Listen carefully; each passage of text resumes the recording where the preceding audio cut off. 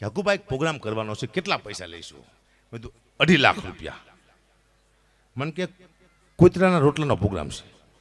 હું કે સમજો નહીં કે ડાયરામાં જે રૂપિયા ભેગા થાય છે એના રોટલા કરીને હકુબા કૂતરા નાખવાના છે. તો મેં તો 2.5 લાખ રૂપિયા આપજો. મને કે હકુબા તમને કૂતરામાં ખબર ન પડતી શું કે?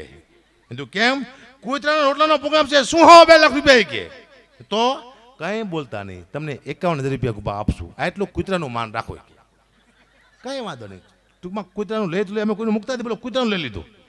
મારે 50,000 કે 51,000 રૂપિયા નક્કી થયા કૂતરાના પ્રોગ્રામના. હું જો શિવરાજપુર સ્ટેજમાંથી બેઠો તો મારી સામે બે કારિયા કૂતરા બેઠેલા. તો એક કારિયા કૂતરાએ બીજા કારિયા કૂતરાને પૂછ્યું કે આ કાર્ય કોણ છે? તો બીજો કાર્ય કૂતરો કે આપણામાં જે ભાગ પડાવવા માટે આવ્યો એ આ સાલો, આપણે 50,000 લઈ જવા આવ્યો એ હરામખોરી. પછી મને 50,000 રૂપિયા આપ્યા તે, એટલે હું ઘઉં ખાંડ તેલ ચોખા આવું લાવીને મેં ઘરે આપ્યું. પણ 15 દિવસ સુધી હું મારા પરિવારને બાજ્યો બહુ. એટલે મારું પરિવાર મને કે તમારો સ્વભાવ છે કૂતરા જેવો થઈ ગયો. એ કૂતરાનું ખાઈ ગયું. એટલે કહેવાનો મુદ્દો કોનું ખાવું એ પણ મહત્વનું બને છે, બધાનું નહીં ખાઈ છે, તમારો સ્વભાવ બદલી જાય. રાતે 2:30 વાગે મારો પ્રોગ્રામ પૂરો થયો, મને ભૂખ બહુ લાગી હતી. હોટલ હતી ને ગામમાં, એક આશ્રમ આવ્યો સાધુનો. બીજું અહીંયા ગાડી ઊભી રાખો, ગાડી ઊભી રાખી, સાધુ આવ્યા બહાર. બાપુ હકુબા અત્યારે ક્યાંથી આવ્યા? બીજું બાપુ ભૂખ બહુ લાગી છે કે રોટલા શાક તૈયાર જ છે, બેસી જાઓ. રાતે 2:30 વાગે રોટલા શાક તૈયાર. હું તો બેસી ગયો 2:30 વાગે રાતે. મને રોટલાનું શાક આપ્યું. મારી શું ટેવ? રોટલાનું બેટકું મૂકું, માથે શાક મૂકું, પછી આમાં હું કરું. એટલે બાપુ મને કહે તમે શું કરો હો? મેં તો કૂતરાના ભાગનું હું કાઢું છું બાપુ. મને કહે તમે ખાઓ એ કૂતરાના ભાગનું જ છે. આ રોટલા હવે હકુબા કૂતરા નાખવાના. વહેલા આવ્યા તમને આપ્યા, તમે તમારા ભાગનું ખાઈ જાઓ, કોઈના ભાગનું કાઢશો નહીં. પછી મેં નક્કી કર્યું હું કોઈ દી કૂતરાના પ્રોગ્રામ નહીં કરું. આવા 10-12 પ્રોગ્રામ કરું સારું, મને તો હડકવા હાલે. અને આવા 2-3 કલાકનું બેઠ કે પેલું આવ આવ આવ શું વાત કરો, દુઃખની વાત છે. હમણાં એક સાહેબ શિક્ષક રિટાયર થયા સાહેબ સ્કૂલમાંથી. સાહેબને વિચાર આવ્યો કે ના મેં કોઈ તમાકુ ખાધી, ના મેં કોઈ બીડી પીધી, મેં જીવનમાં કોઈ જલસા જ ન કર્યા. આવો સાહેબને વિચાર આવ્યો.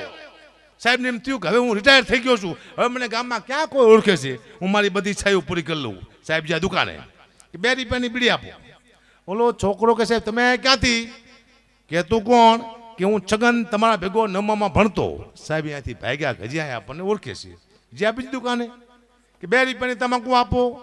ઓલો છોકરો કહે છે તમે ક્યાંથી? કે તું કોણ? કે હું મગન તમારા ભેગો 10મામાં ભણતો. સાહેબ અહીંયાથી ભાગ્યા, હજી અહીંયા આપણને ઓળખે છે.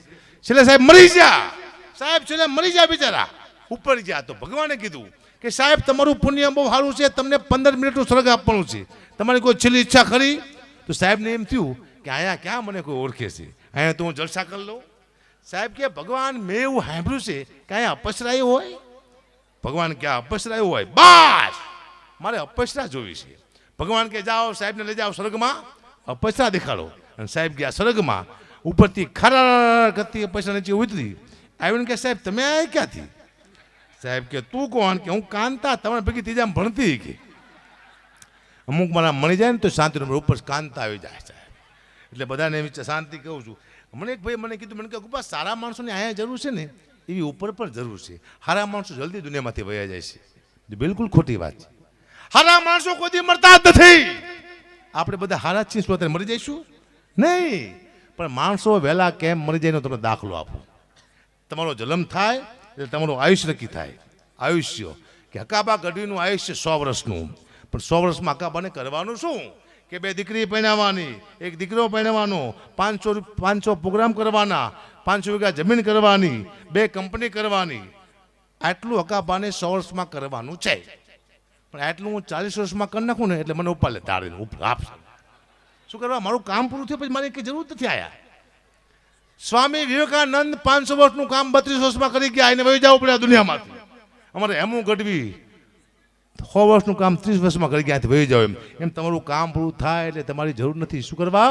તમારું મકાન બનાવવા માટે કડીઓ આવે ને કે તમારું મકાન બનાવી દઉં, હું 10 લાખ રૂપિયા લઈશ, 6 મહિના લાગશે. તમે કોઈ વાંધો નહીં, કરીને તમે આપ્યું કોન્ટ્રાક્ટ 6 મહિનાનો 10 લાખ રૂપિયા નક્કી કર્યા. પણ એ કડીઓ તમારું મકાન 5 મહિનામાં બનાવી દે. પછી તમે એમ કહો કે હવે મહિનો તું અહીંયા રોકાય, 1 મહિનો રોકાય. હું તમે કહો ના શું લેવા, તારું કામ પૂરું થયું નીકળ. એમાં આપણું કામ પૂરું થાય પછી અહીંયા આપણી કોઈ જરૂર છે નહીં. એટલે બધાને નથી કે આપણે ધીમે ધીમે કામ કરવાનું છે. એને કે ઉપડે એમ માનજો અપસર ધીમે ધીમે કામ કરવાનું. જો આ સાઉન્ડ પેલા આવા સાઉન્ડ હતા નહોતા, હવે આવા સાઉન્ડ આવ્યા છે સારા. જે જૂના કલાકાર જે મરી ગયા ને બધા સાઉન્ડના અભાવથી બિચારા મરી ગયા. હવે સાઉન્ડ હારા આવ્યા છે. હજી તમે 10 વર્ષ જાઓ તો હજી એવા સાઉન્ડ આવશે. તમે એમ કહેશો કે બોલો ચામુંડ માની તો જે સાઉન્ડ બોલશે. હવે ટેકનોલોજી આવી જશે. સાહેબ વિચાર તો કરો, 50 લાખની ગાડી નીકળી છે, 1 કરોડની ગાડી નીકળી છે. એક્સિડન્ટ થાય અંદર ફુગા થાય, બોલો આપણે મરતા જ નથી. આવી ગાડીઓ આવી જશે. હજી તમે 10 વર્ષ જવા દો, હજી એવી ગાડીઓ આવશે.